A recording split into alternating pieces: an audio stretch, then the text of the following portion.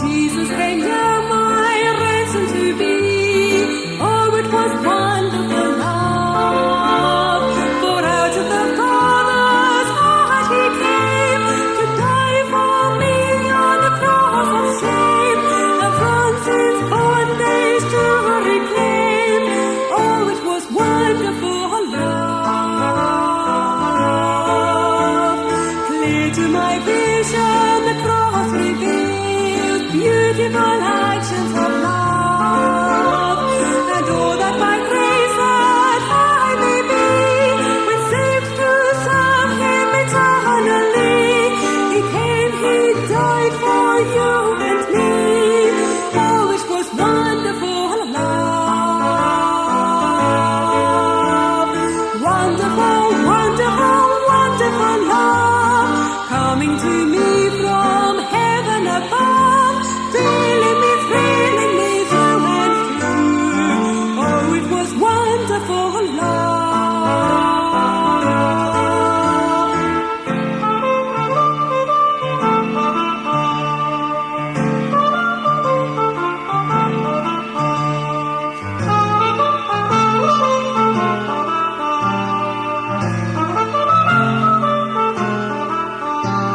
His death is a claim, his love has a plea. Oh, it was wonderful love. Ungrateful was I to slight your call, but Lord, now I come before you fall. I give myself, I give my all for your wonderful love. Wonderful, wonderful, wonderful love, coming to me from heaven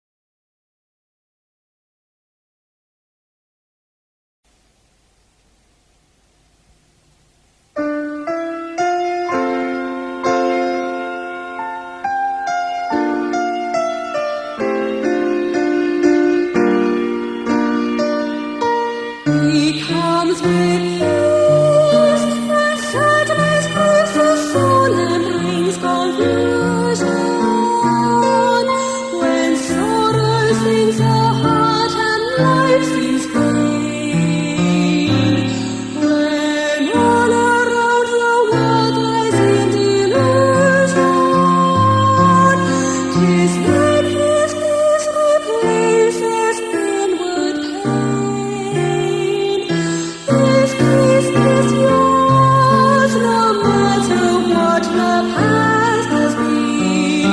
This peace is sure, however dark the day.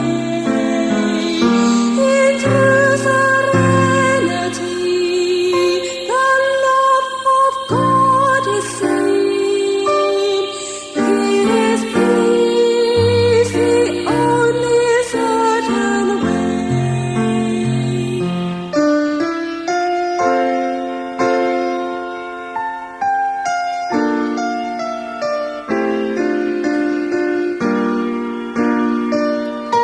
He comes with peace to her separate sin and condemnation. When guilt and chaos crush with deep despair, He comes with strength and glorious salvation to your heart and calm each anxious fear. This peace is yours, no matter what the past has been. This peace is sure, however dark the day. In true serenity, the love of God is seen. His peace, the only certain way.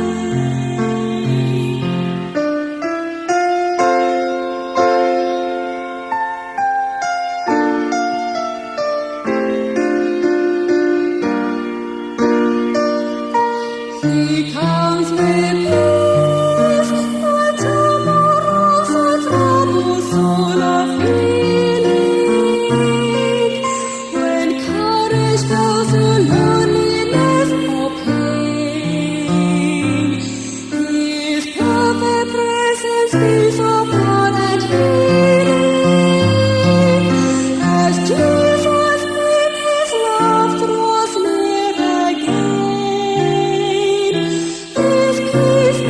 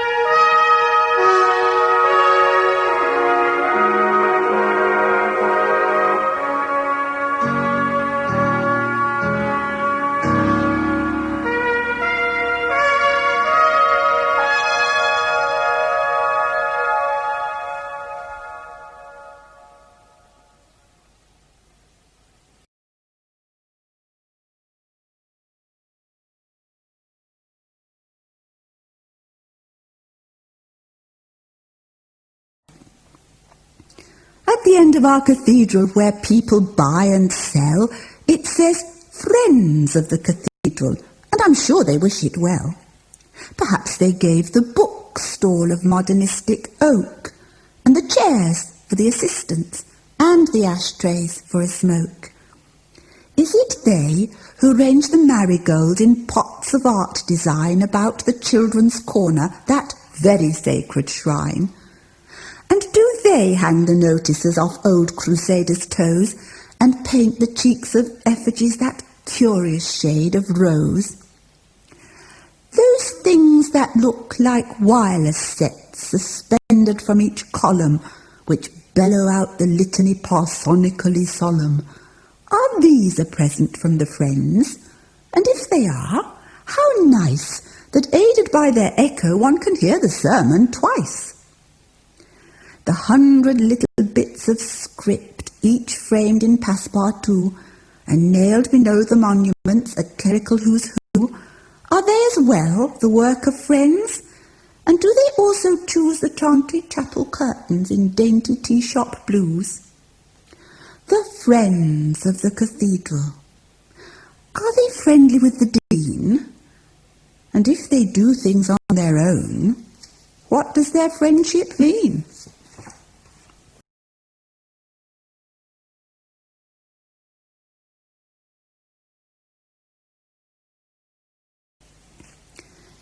Diary of a Church Mouse.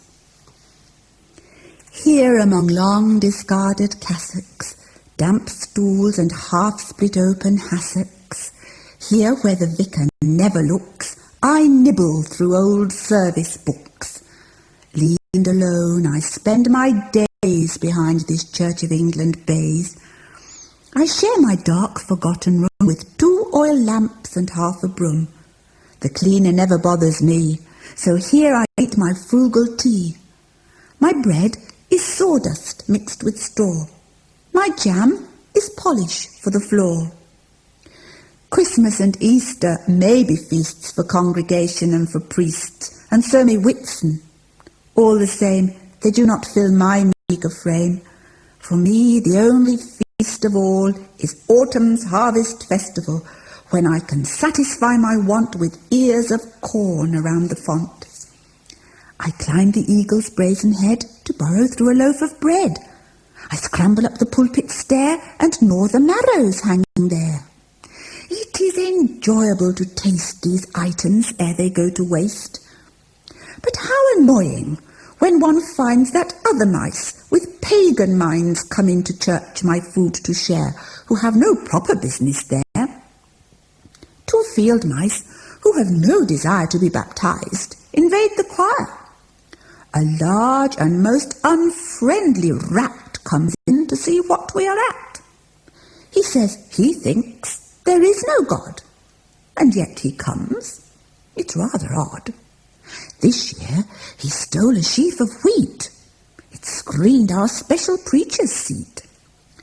And prosperous mice from fields away come in to hear the organ play, and under cover of its notes eat through the altar's sheaf of oats.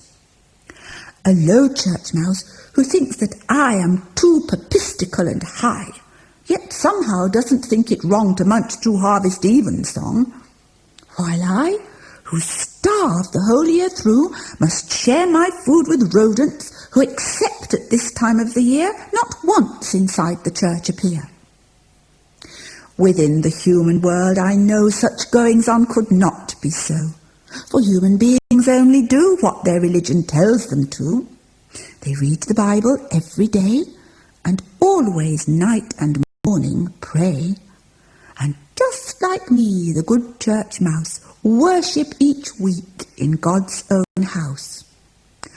All the same, it's strange to me how very full the church can be with people I don't see at all, except at Harvest Festival.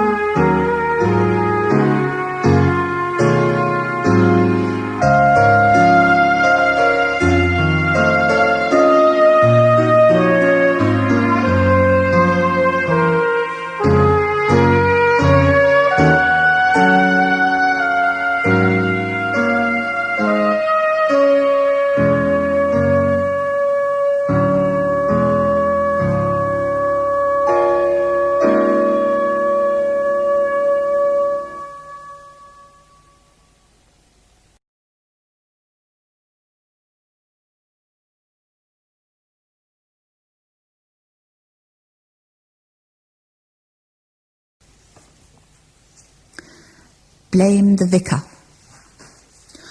When things go wrong, it's rather tame to find we are ourselves to blame. It gets the trouble over quicker to go and blame things on the vicar. The vicar, after all, is paid to keep us bright and undismayed. The vicar is more virtuous, too, than lay folk such as me and you. He never swears, he never drinks, he never should say what he thinks. His collar is the wrong way round, and that is why he's simply bound to be the sort of person who has nothing very much to do but take the blame for what goes wrong, and sing in tune at evensong. For what's a vicar really for except to cheer us up? What's more, he shouldn't ever tell if there is such a place as hell, for if there is, it's certain he will go to it as well as we. The vicar should be all pretence, and never give offence. To preach on Sunday is his task, and lend his mower when we ask, and organise the village fetes, and sing at Christmas with the waits, and in his car to give us lifts, and when we quarrel, heal the rifts. To keep his family alive, he should industriously strive in that enormous house he gets, and he should always pay his debts, for he has quite £10 a week. And when we're rude, he should be meek, and always turn the other cheek. He should be neat and nicely dressed, with polished shoes and trousers pressed, for we look up to him as higher than anyone, except the squire. Dear people who have heard so far, I know how really kind you are. I hope that you're always seeing your vicar as a human being, making allowances when he does things with which you don't agree. But there are lots of people who are not so kind to him as you. So in conclusion you shall hear about a parish somewhere near, perhaps your own, or maybe not, and of the vicars that it got. One parson came, and people said, "Alas, our former vicar's dead, and this new man is far more low than dear old Reverend so-and-so, and far too earnest in his preaching. We really do not like his teaching. He seems to think that we're fools who've never been to Sunday schools."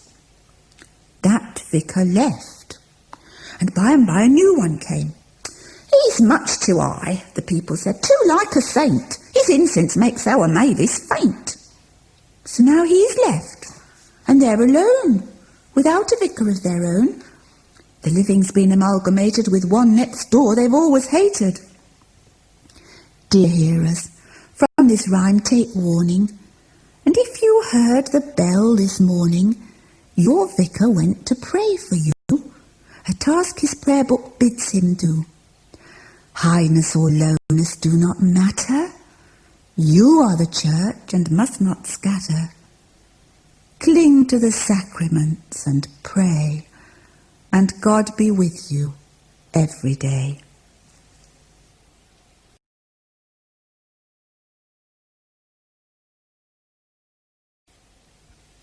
Thank you.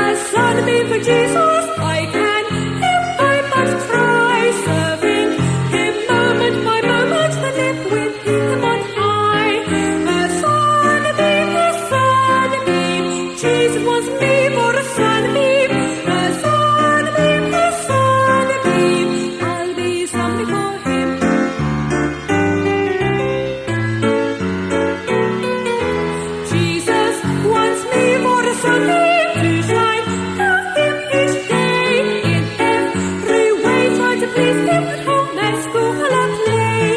A sunbeam, Jesus was made for a sunbeam. A sunbeam, I'll be a sunbeam for you to be a sunbeam for. Let's be a sunbeam for, wanna be a sunbeam for. I'll be a sunbeam for him. I'll be a sunbeam for him.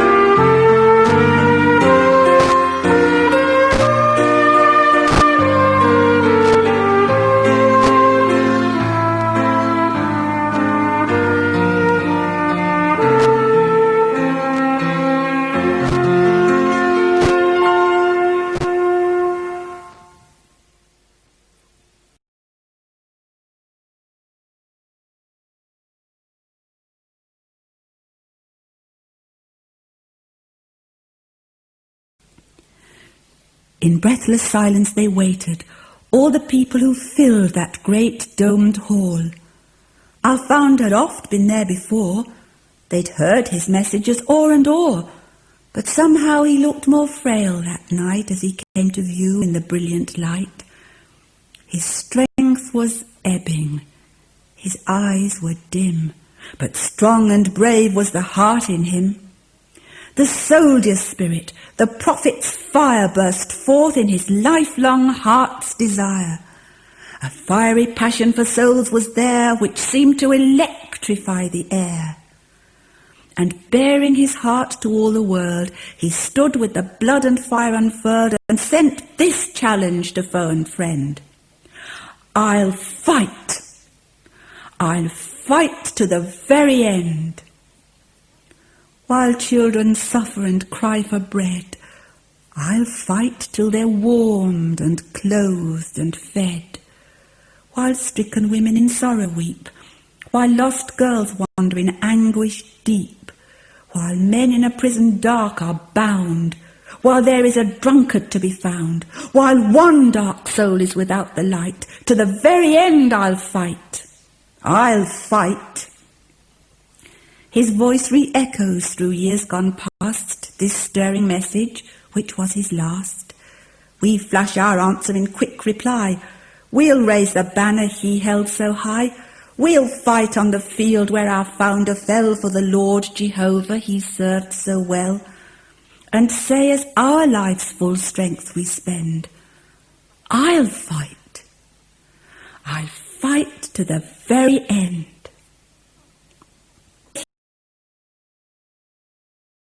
Here are two poems in contrast, included as a tribute to all Salvationist musicians.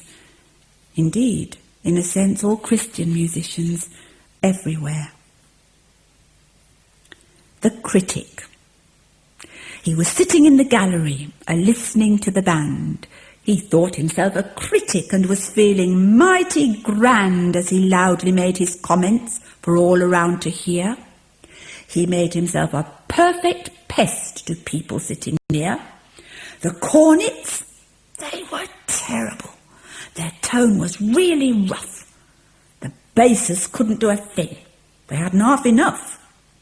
The trombones and euphoniums were ragged as could be. The drums were poor, the flugels worse. The horns played horribly. The baritones were dreadful, and the BM didn't seem to get his men to follow like a good, well-balanced team. He counted up the errors, and he didn't miss a fault. And so he carried on until a small boy called a halt. "Excuse me, Gov," the boy remarked.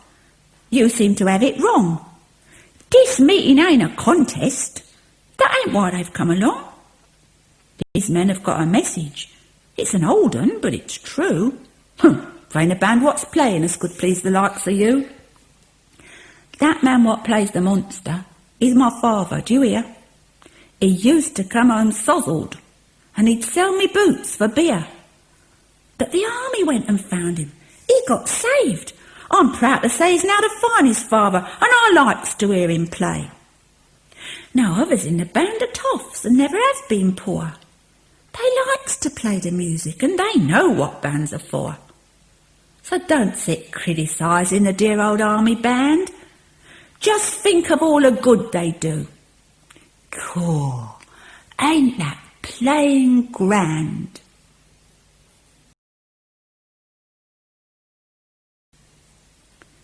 And from the pen of the late General Frederick Coots, a gem of a short poem, Sunday morning in November. A quiet voice, a muffled beat is heard. In foggy street a simple song is raised. Here is true worship, though unshriven by church, nor blessed by signs and symbols dear to age. No organ music sounds, no cross is seen, no altar raised, no sacrament adored, yet cornet reinforces drum and bass till chilly basement and the third floor back hear notes unornamented which proclaim God's immemorial love for erring man. Late lie beds awake. An unwashed child runs to a window and peeps round the blind. For such the bush still burns. God may be found. The army ring is consecrated ground.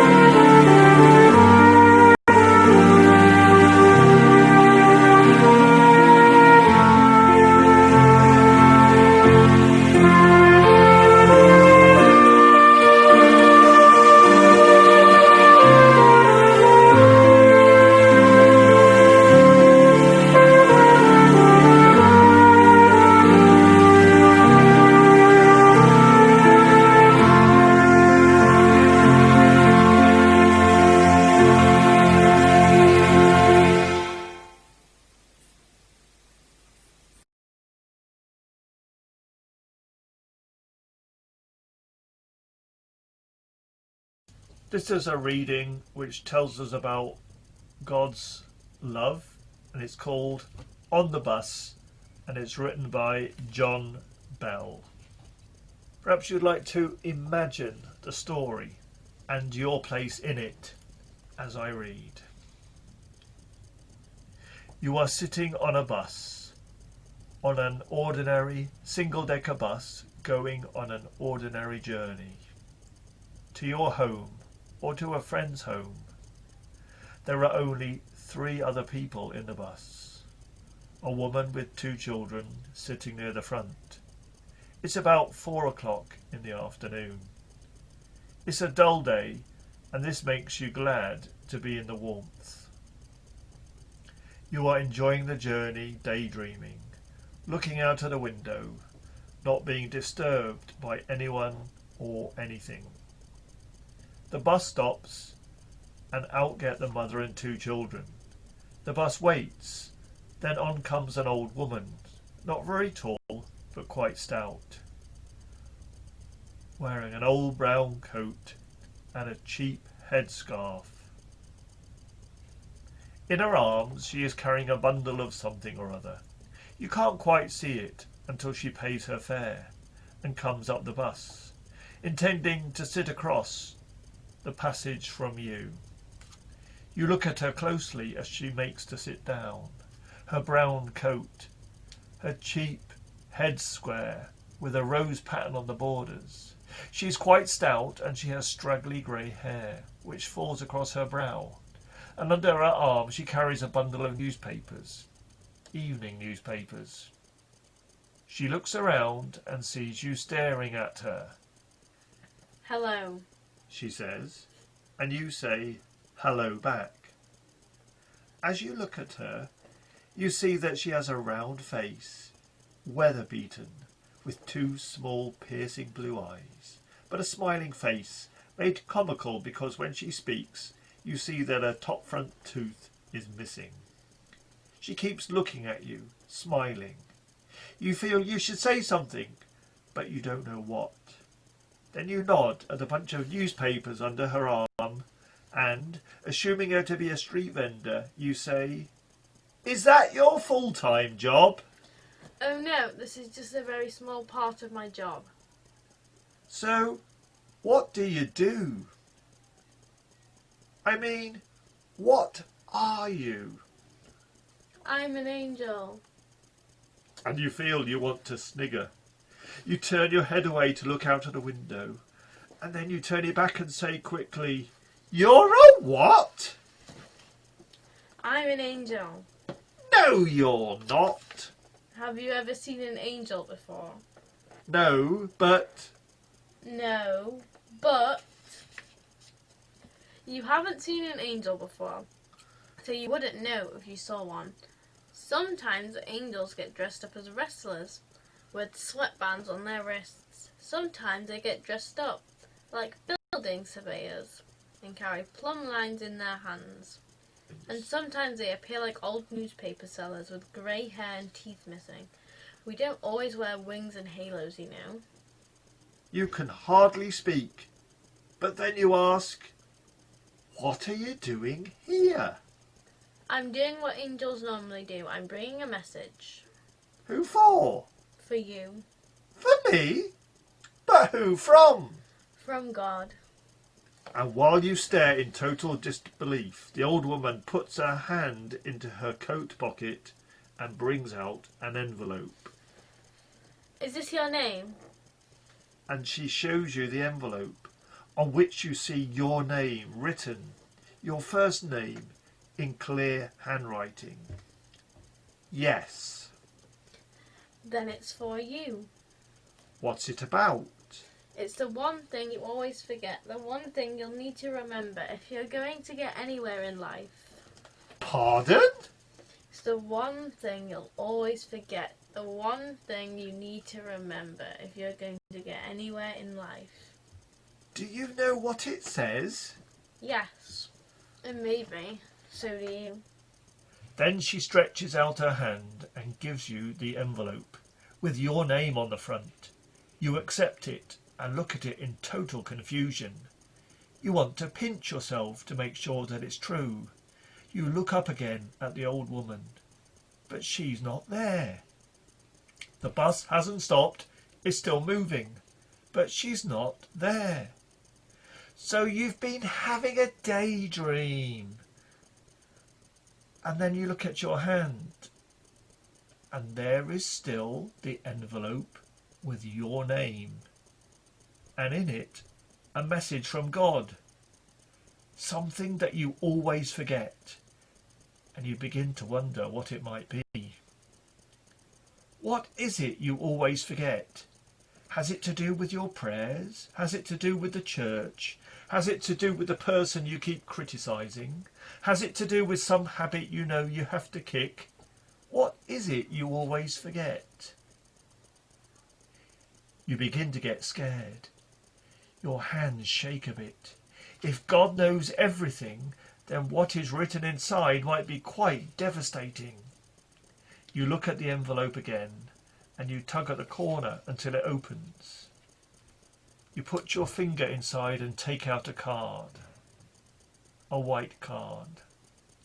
The side you look at has nothing on it. The message must be on the other side. The thing you always forget. The thing you need to remember. You turn the card over, and there are 4 words in clear handwriting. I, God, love you. Is this what you forget? Is this what you have to remember? You look again. I, God, love you. And the you is underlined.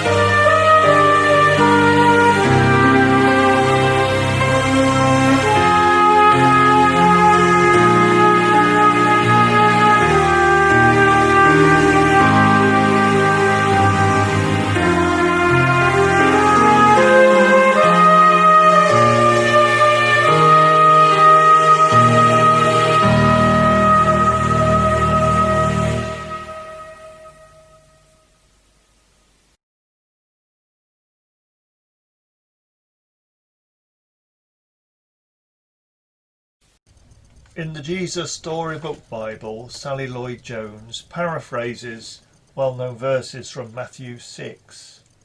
And here's an extract of that, which talks about God's wonderful love. So one day Jesus taught people how to pray. He said, "When you pray, don't pray like those extra super holy people. They think if they say lots of words, God will hear them.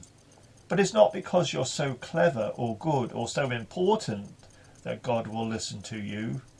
God listens to you because he loves you." And after he taught them how to pray, the paraphrase of Sally Lloyd-Jones continues. You see, Jesus was showing people that God would always love them with a never stopping, never giving up, unbreaking, always and forever love. So they didn't need to hide anymore or be afraid or ashamed. They could stop running away from God and they could run to him instead, as a little child runs into her daddy's arms. What is the one thing that you always forget? The one thing that you'll need to remember if you're going to get anywhere in life? Could it be, like in the story, that it's that simple truth that God loves you? God's wonderful love. God bless you.